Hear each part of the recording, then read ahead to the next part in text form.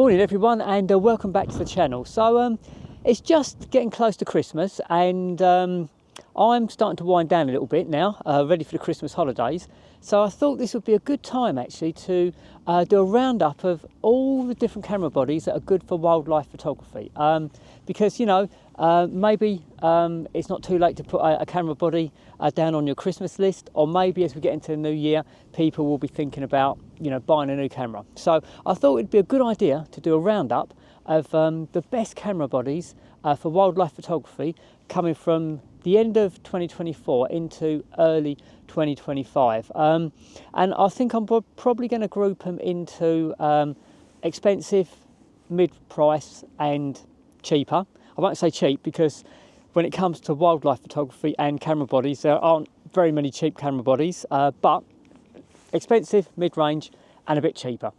And I'm going to cover all the main manufacturers. So in this video I think we're going to look at Canon, Nikon and Sony, and then I'm going to do a second video, and I think on that video it'll be Pentax, Fuji and Olympus. If I do them all together I think this vlog will be just massively too long, so we'll break it into two halves. Unless the first half goes really quickly, then I might add the other stuff on at the end, but I think it's going to be two videos. So good camera bodies so we'll start with Canon actually, then look at Nikon, then look at Sony.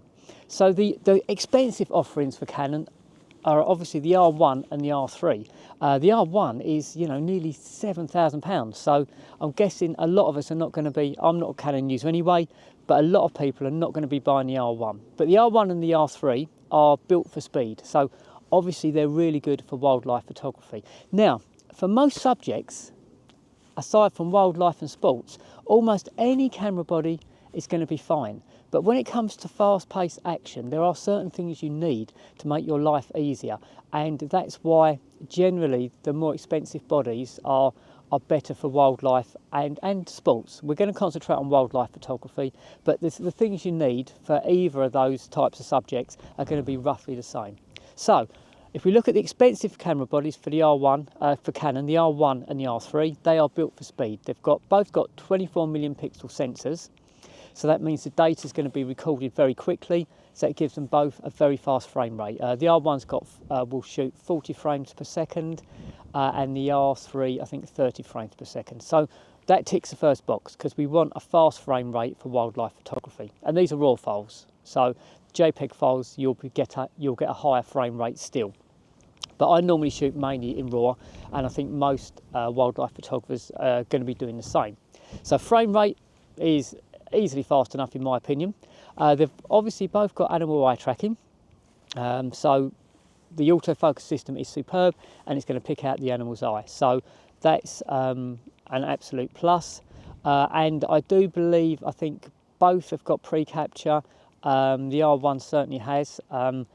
And pre-capture again is a really useful tool for wildlife photography. It means as you activate the autofocus system, before you press the shutter button down, the camera's already taking pictures. And in the case of the R1 and the R3, it's 20 frames. So if you've got a bird on a stick, for example, and then it suddenly takes off and you're not quick enough to hit the shutter button, when you have hit the shutter button, you've already got 20 frames prior to hitting the shutter button that's already been recorded. So it's a really good option for wildlife photography. So I think the key things we want for a wildlife photography camera body is fast autofocus, animal eye tracking, pre-capture or pro-capture, whatever you want to call it, a really fast frame rate, and obviously good image quality. And the R1 and the R3 have got those. Now, because it's a 24 million pixel body, it will be very good on high ISO. The ISO will be very good when it comes to quality at high ISOs. But what it does mean, because it's 24 million pixels and not, say, the 45 million pixels of the R5 Mark II, the cropping ability is not going to be so great. And now, I am going to keep going on this video because every now and again we're going to get a plane fly across. Hopefully it's not too noisy, but I'm going to have to keep stopping so many times, there's just no point. So R1, R3, absolutely brilliant camera bodies for wildlife photography, but they are really, really expensive. So the next tier down would be the R5 Mark II and the R6 Mark II. Now you will be able to pick up R5s and R6s way cheaper because they're an older camera body now and you've got the Mark IIs. But my attitude is this is a roundup of camera bodies that are going to be available at the end of 2024 and into 2025 and beyond. So we might as well stick with the best that's out there at the moment at these different price levels.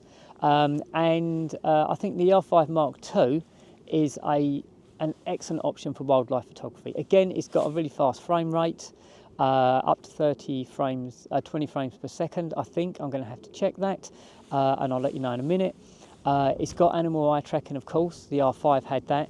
Now, it's got pre-capture or pro capture, whichever way you want to call it. So that is a massive, massive bonus for the R5 Mark II. So if you were buying a new camera body and you've got the choice of the R5 and the R5 II, then it makes sense to go for the R5 II. It's got a 45 million pixel sensor, so that also means you've got a good opportunity to crop those images. You know, when you can't get close enough to the wildlife, it gives you a greater ability to crop. So I think the R5 is a Mark II. It's a really good option. It's got good focus stacking for macro, so it does everything you want it to do, really. And then again, I don't own Canon cameras, but I teach. That's my main business. I teach photography, so I've often got these cameras in my hand, and I've not had an R5 Mark II yet because they're fairly new, but I've had lots of people with the R6 Mark IIs, and the R6 Mark II is absolutely brilliant. I think it's a superb camera, it really is.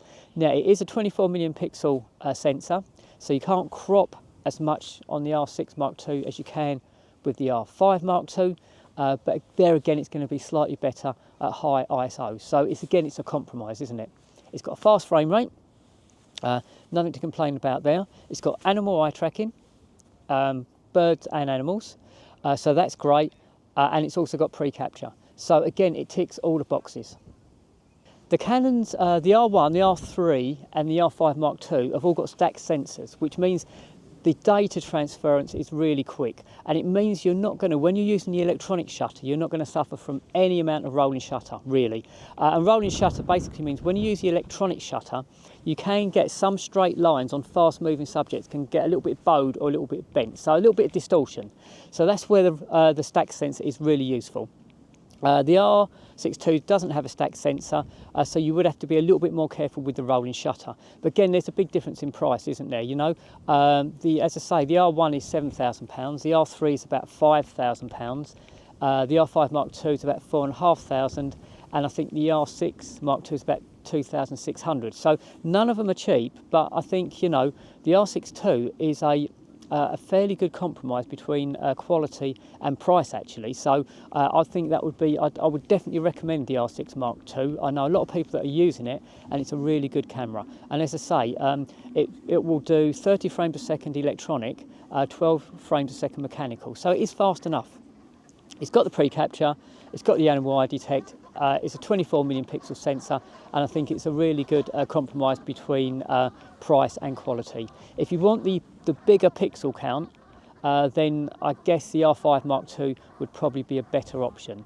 So if we're rounding up the expensive to mid-range, I think unless you've got an absolute stack of cash, the R1 and the R3 are a super amount of money. You know, we're talking, you know, £7,000 or £5,000.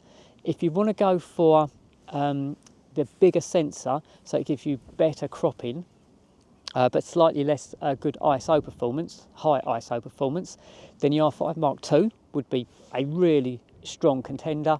And then I think for quality, but also price, I think the R6 Mark II is quite hard to beat. Now, the next camera we want to talk about is going to be in the Canon. This will be the last Canon we cover, will be an APS-c model, which means a crop sensor. So the R1, the R3, the R5 Mark II and the R6 Mark II are all full frame sensors. So very good quality. The R7 is still going to be good quality, but it's an APS-c sensor, which basically means the sensor is about 2/3 of the size of the full frame sensor. So the fine detail won't be quite as good, the noise control won't be quite as good, but what you do get is extra reach, because that sensor creates a narrower angular view. So it basically means your 500mm lens, it doesn't become 1.5 or 1.6 times as long. Of course, it's physically constrained, but it will appear, the focal length will appear 1.6 times longer. So a 500mm lens would appear to work like a 760mm lens. So that's the plus side of an APS-c sensor. So the R7, yeah, I think it's a good option for wildlife photography. It's about £1,200 to buy, body only. And all these prices are body only, so you don't get the lens with it. It's a 32 million pixel sensor, so plenty of options for cropping. Although because the sensor's smaller, those 32 million pixels are scrunched into a smaller place. So that's why, or a smaller area on the sensor. So that's why the high ISO performance isn't as good as a full frame camera. You will get more digital noise on a crop sensor camera or an APS-c sensor camera than you will on a full frame camera. It's just a fact. But with modern noise reduction software, I don't think that's a big problem, to be honest. So the sensor's good. Plenty of megapixels, plenty of options for cropping if the animal's not too far away. It shoots between 15 and 30 frames a second, so more than fast enough for action. 15 frames mechanical, 30 frames electronic. Now, if you do want to use the electronic shutter, again, it's not a stacked sensor, so you may get rolling shutter with the electronic sensor, but again, you just have to be careful what you're shooting. It doesn't have a pre-capture, so that's a shame. It'd be good if it did. I'm guessing at some stage there'll be an R7 Mark II, but for £1,200, you know, it's not a bad price, is it? It uses two UHS 2 SD cards, so they're not too expensive, which again is quite a bonus, really. It's got animal eye tracking, so again, that's another really important thing that we need to think about. So the things we want, as I say, is animal eye tracking, pre-capture if we can get it, good autofocus, and a fast frame rate, or a fast enough frame rate. And the R7 has got 3 out of 4 of those. So for £1,200, I think it's a pretty good option. Incidentally, one of the other things you need to take into account when it comes to some of the more expensive camera bodies, such as the R1, for example, they use much more expensive cards, so you have to budget that in, so they don't use SD cards. So it's something to be aware of. And then last but not least, I did say the R7 was the last Canon I was going to talk about, but the R10, again, for about, I think about £1,200 odd, is another APS sensor camera body. It's got roughly the same frame rate. It's got animal eye tracking, so you could consider that as well. So that's all the stills talked about, stills photography. And then I just want to mention a little bit about video, because I shoot a lot of video as well, and a lot of wildlife photographers now, we're hybrid shooters, aren't we? So we shoot stills and video. So the R1 and the R3, great video.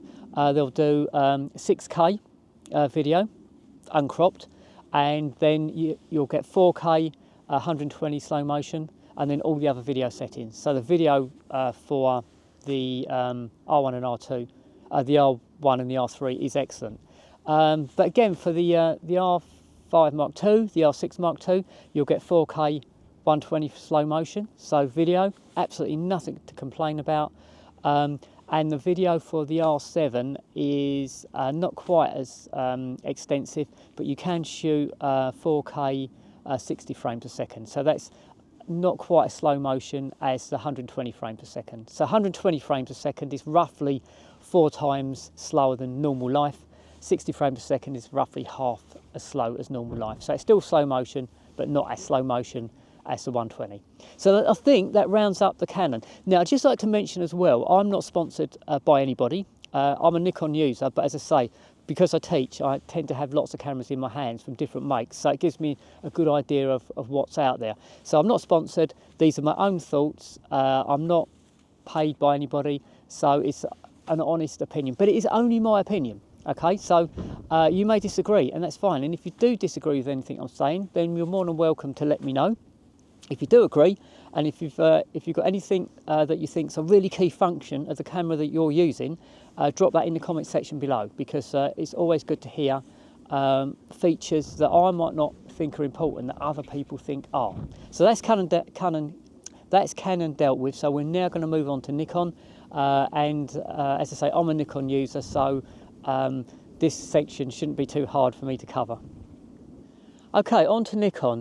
The most expensive Nikon mirrorless camera is the Z9, and that's been out for a while now, but it's still an absolutely superb camera.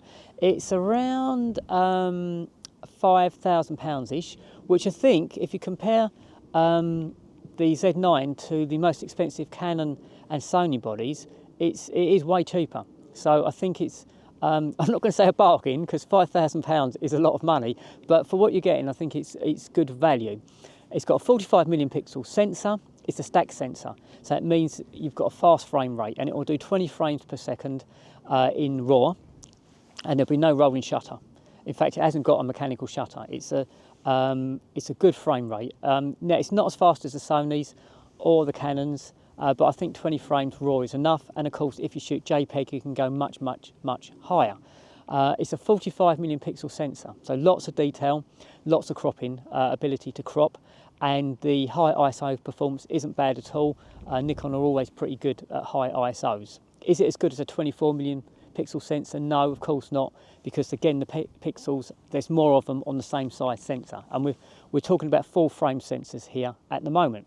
So 45 million pixels, 20 frames a second.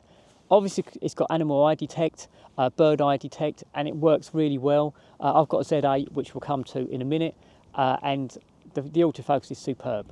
So autofocus is great, eye tracking is great, the pixel count, or the size of the pixels, the megapixels, the 45 million pixel sensor is fine. It's easily enough. I wouldn't want any more than that, actually, and it's got a good enough frame rate. The only downside with all the Nikons at the moment is pre-capture can only be used in JPEG. You can't use it in RAW, whereas on the Canon, pre-capture is able to be used as in RAW format. So that's a real downside, and I hope, I can't see it being changed when it comes to a firmware update. I think it will be in, I guess, the Z9 Mark II when that comes out, but there isn't a Z9 Mark II at the moment. Video capability is great, 4K 120, which is easily enough for me. So 4K slow motion.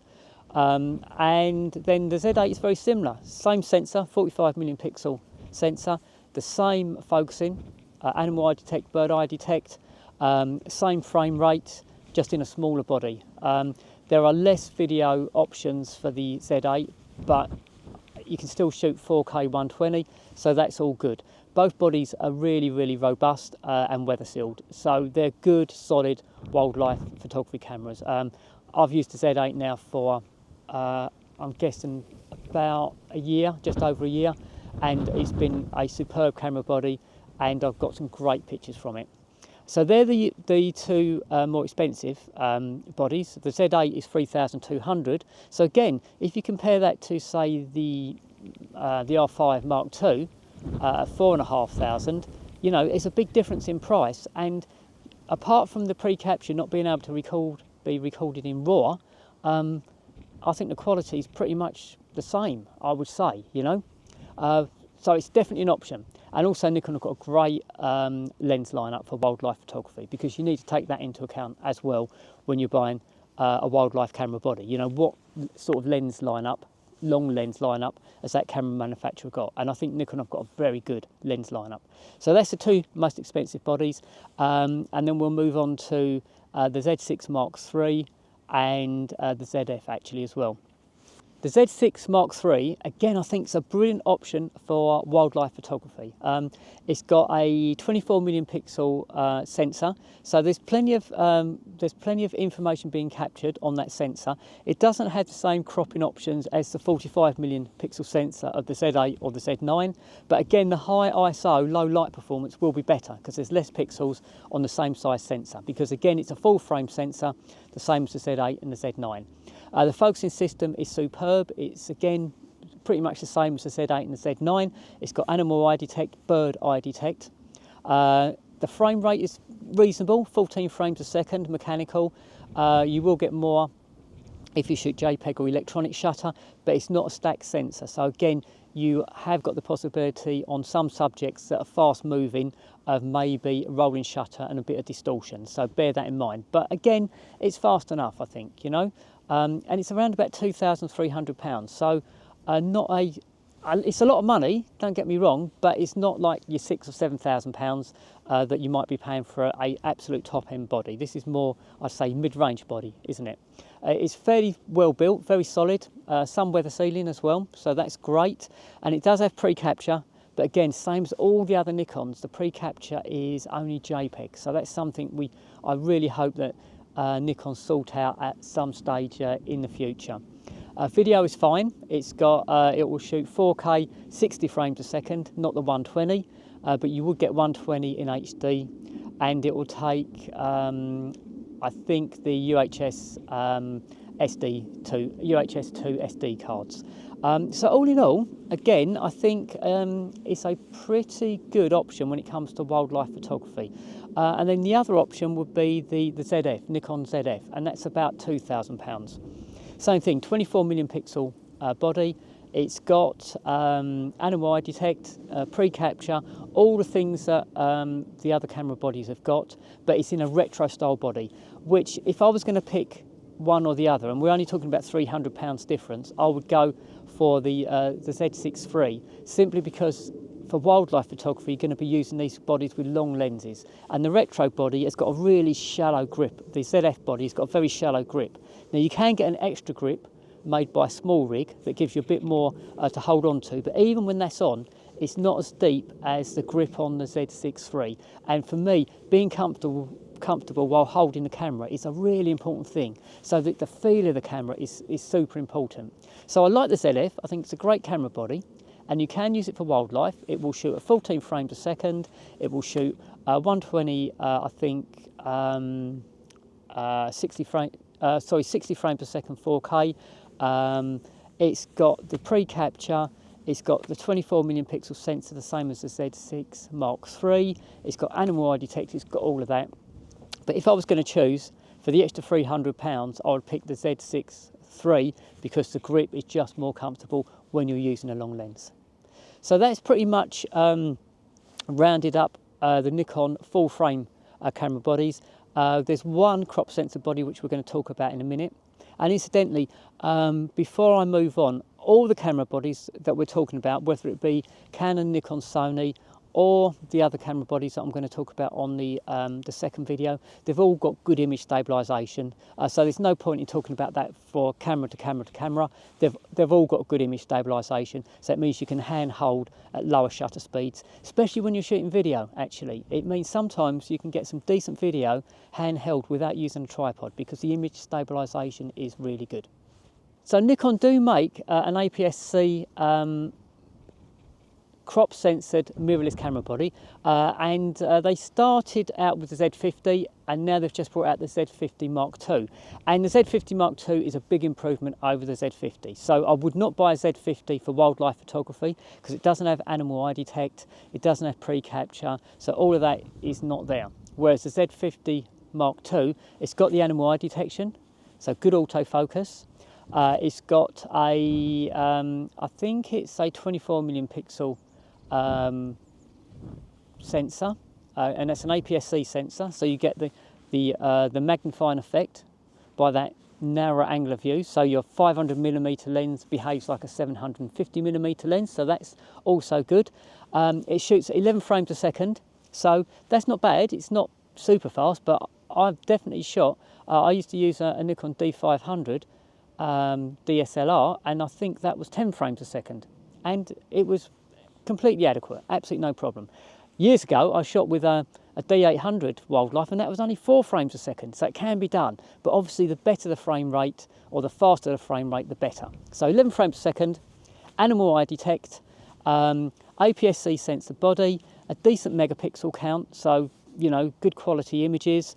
It's got pre-capture, but again, only in JPEG because all the Nikons are like that. So could you use the Z50 Mark II for wildlife photography? Yeah, you absolutely can. Would it be as good as a Z9? Of course not.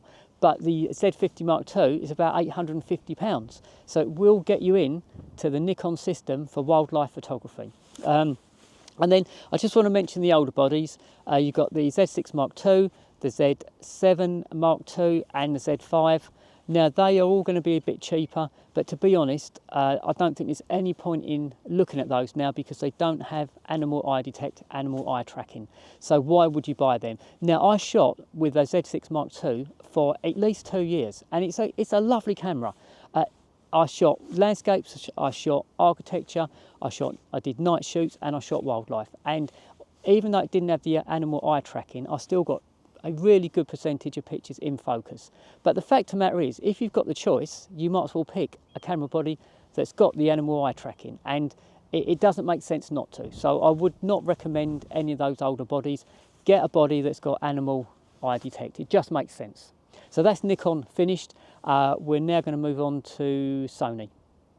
Moving on to Sony, the most expensive Sony it's been released. I think people are waiting for it to be delivered, is the A1 Mark II. It's going to be a superb wildlife camera. It's super expensive though, again, around about 6,200, I think, pounds. So, you know, it's a fair chunk of money, isn't it? But what you do get is a superb autofocus system, an unbelievably fast frame rate, really, you know, top of the pile when it comes to the frames per second. And the biggest difference between the A1 and the A1 Mark II is the A1 Mark II has got pre-capture or pro capture, whatever you want to call it. And again, that's a really big, important bonus. The autofocus has been tweaked as well. As I say, it's got a superb autofocus system, animal eye detect, bird eye detect, plus it will detect loads of other subjects as well. So the frame rate is unbelievably fast. The autofocus is unbelievably good. It's in a rugged body, so it's weather sealed. It's going to take a lot of battering. It's got the pre-capture, which is really important, and it's a 50 million pixel sensor. So lots of opportunity to crop that picture if the wildlife is a long way away. Video capabilities up there with pretty much everybody else. It'll certainly shoot 4K 120 and it'll go beyond that. So the A1 Mark II, if you've got the money and you're a Sony user, you can't really go wrong. Is it worth chopping in an A1 to get the A1 Mark II? Well, the biggest difference will be pre-capture.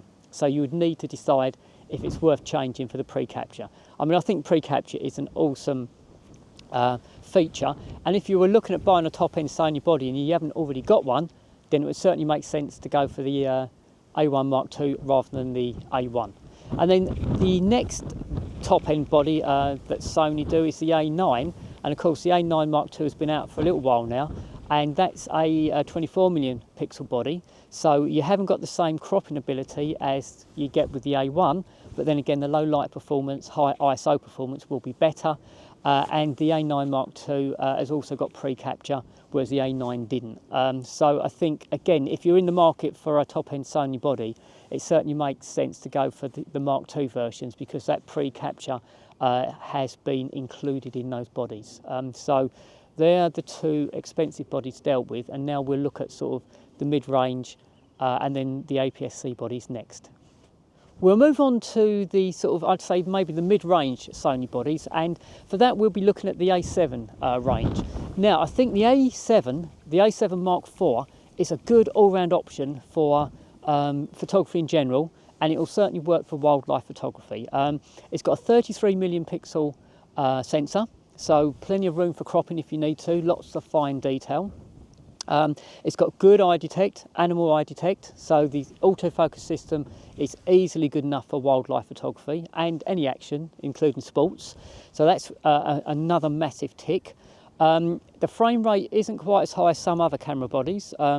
It's 10 frames per second, but as I say, I shot with a Nikon D500 and that was 10 frames a second, and I found that to be absolutely okay. So is it as good as the other more expensive camera bodies in terms of frame rate? No. Is it good enough? Yes, I would say it probably is. It's got a reasonably good noise control because it's 33 million pixels on a full sensor, so good fine detail, good noise control. So that's all good. It's a very robust body, so it's going to take a lot of punishment out in the field. And from the point of view of video, it will do 4K at 60 frames a second, I believe, and I think maybe 120 frames full HD. I'd have to check that, but video is okay. And then last but not least, the one thing it hasn't got is pre-capture. So again, you'd have to decide how important pre-capture is to you in terms of wildlife photography, and that might make the decision of whether you go for the A7 Mark IV or not. The A7 Mark V is very similar to the Mark IV, but it's got a 61 million pixel sensor. I think that's probably, for me personally, too much for wildlife, because you're not going to get such good noise control from a 61 million pixel sensor, and the amount of data that you're recording is enormous. And with wildlife, you do take lots of pictures, because that fast moving action, you just have to go bang, bang, bang, bang, bang. And if you're taking, every one of them is being recorded from a 61 million pixel sensor, I think that's probably too much. So I would probably go for the A7 Mark IV if it was me personally, and I might be wrong, but me personally, I'd go for the A7 Mark IV rather than the A7 Mark V. So all we've got left to talk about now for Sony are a couple of APS-c camera bodies, and that's the crop censored sensor. The Sony APS-c camera body I would pick for wildlife photography would be the A6700 or 6700, whichever way you want to pronounce it. And that's, again, I think a pretty good all-round camera body for wildlife photography. So you've got the crop factor, the APS-c sensor, which magnifies the focal length of your lens in reality. So it takes your 500mm lens and makes it behave like a 750mm lens. So that extra reach is always great for wildlife photography. It's got a 26 million pixel sensor, so plenty of data there coming off that sensor, and you've got the ability to crop to a certain extent, so that's good, and it shoots 11 frames a second. So again, fast enough for wildlife photography. It's got animal eye detect, which animal eye tracking, so the autofocus system is really good, and it would be certainly as good as the Z50 or the from Nikon, or the R7 from Canon. I mean, the Sony autofocus is a very, very good system. So the A6700 would be a great option if you wanted to go for an APS-c body, and it's around about 1,400, 1,450 pounds. So again, compared to something like the A1 Mark II, over 6,000 pounds, it gives you a much more reasonable weight into wildlife photography. Now, is it as good as an A1 Mark II? Of course it's not. It's thousands of pounds cheaper, but will it do the job? If you wanted to get into wildlife photography, into the Sony system and use the Sony lenses, yes, it will absolutely do a job, and I think, quite happily use a Sony A6700 for wildlife photography. So look, that's the offers that I would suggest are good for wildlife photography from Canon, Nikon and Sony. Now, are there other cameras that those manufacturers make? Yes, there are, but they're the ones I would be thinking about for wildlife photography.